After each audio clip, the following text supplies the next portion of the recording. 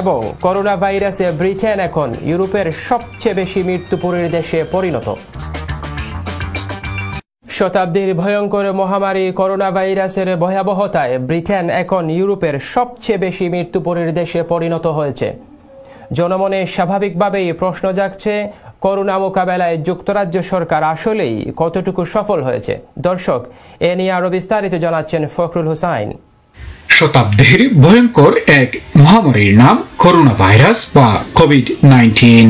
2019-এর শেষের দিকে জন্ম নেওয়া ভাইরাসটি দিনে দিনে এতটাই ভয়ঙ্কর রূপ নিয়েছে যে 4 মাস শেষ হতে না হতেই বিশ্বের প্রায় 38 লক্ষ মানুষের শরীরে সংক্রমিত হয়ে প্রাণ কেড়ে নিয়েছে প্রায় 2,57,000 মানুষের।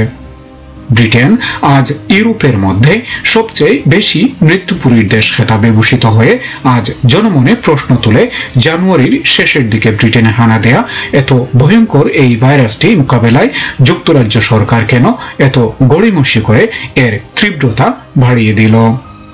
প্রাণঘাতী করোনা ভাইরাসের ভয়াবহতা এড়াতে যুক্তরাজ্য সরকার ব্যর্থতার পরিচয় দিয়েছে বলে মনে করছেন সচেতন মহল, এবং এ নিয়ে ব্রিটিশ গণমাধ্যমে চলছে আলোচনা সমালোচনা।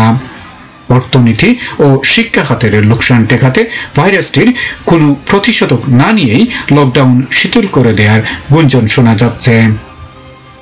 অনেক বিশেষজ্ঞরাই শঙ্কার মধ্যে রয়েছেন, এই করোনা ভাইরাসটি কি পৃথিবী থেকে পুরোপুরি নির্মূল করা সম্ভব, আর এর প্রতিষেধকই বা কি চলতি বছর পাওয়া যাবে?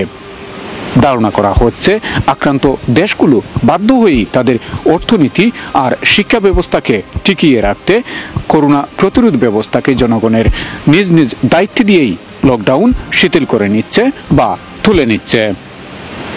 Fakhrul Hossain, NTV Europe news.